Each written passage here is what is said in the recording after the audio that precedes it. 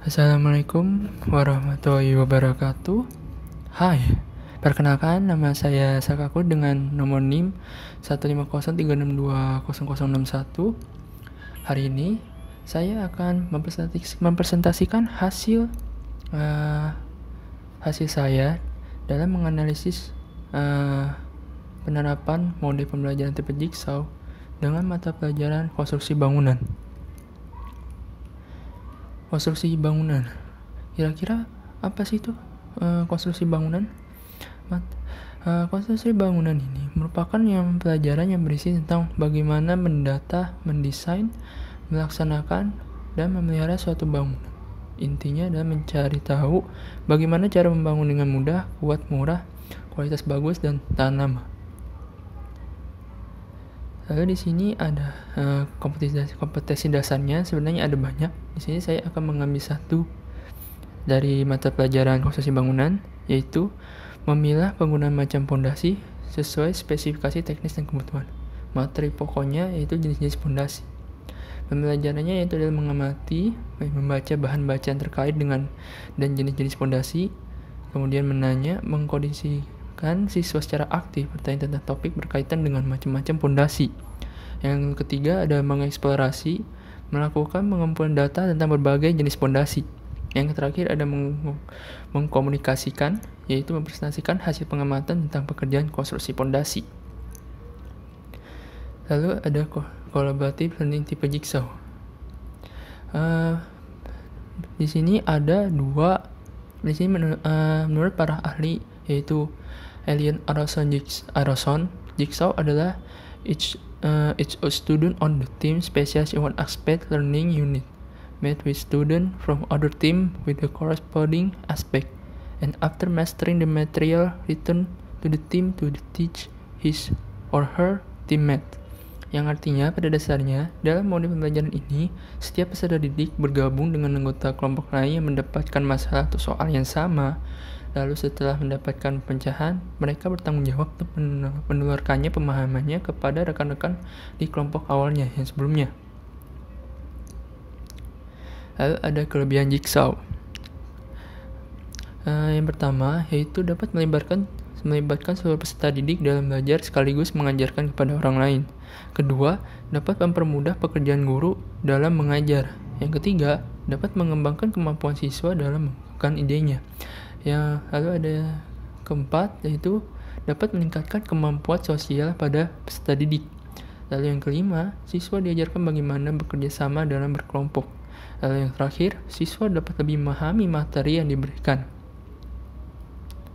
Di sini ada sintak model kolaboratif tipe Jigsaw. Langkah yang pertama yaitu menyampaikan tujuan dan memotivasi siswa. Kegiatan yang akan guru lakukan yaitu guru menjelaskan tujuan dan manfaat pembelajaran teknik pondasi dalam bidang konstruksi dengan contoh konkret. Lalu yang kedua, guru memberikan sebuah motivasi kepada siswa untuk memberikan aktivitas bertanya dan berdiskusi mengenai pemecahan masalah. Lalu kegiatan siswa yang akan dilakukan yaitu siswa mengamati dengan membaca, melihat, mendengar, menyimak, dan memahami yang disampaikan oleh guru. Lalu ada menyajikan informasi.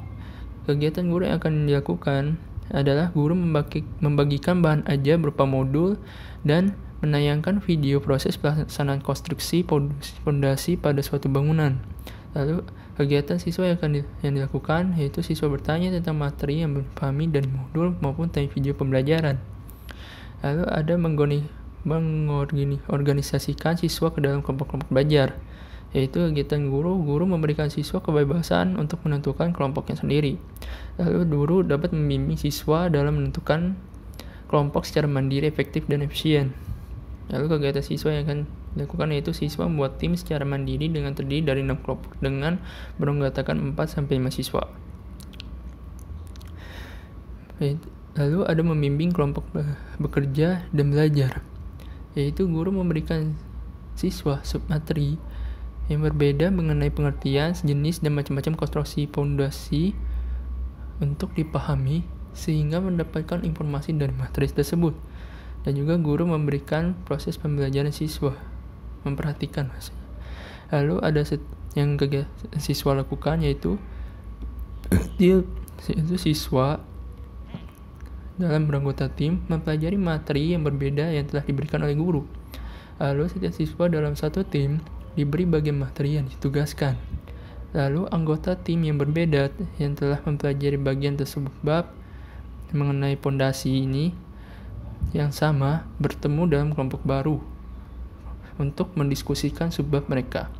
Lalu setelah selesai diskusi sebagai tim ahli, tiap anggota kembali ke kelompok asal dan bergantian mengajar dengan satu tim mereka, dan tiap anggota lainnya mendengar dengan sungguh-sungguh. Lalu pada bagian evaluasi, guru akan memberikan penilaian kepada siswa dalam hasil pembelajaran. Lalu siswa kegiatannya di mana siswa mempresentasikan hasil diskusi mereka yang mengenai konstruksi pondasi yang jenis-jenisnya, pengertian, dan macam-macamnya. Lalu siswa mengerjakan kuis, memberikan penghargaan. Guru memberikan apresiasi dan reward kepada siswa dalam proses pembelajaran. Siswa dapat mendapatkan nilai dan penghargaan atas keberhasilan dalam menguasai materi yang diberikan. Lalu, kenapa saya memilih merasa bahwa tipe jigsaw ini cocok untuk diterapkan di konstruksi bangunan? Kita bisa lihat dari penelitian yang dilakukan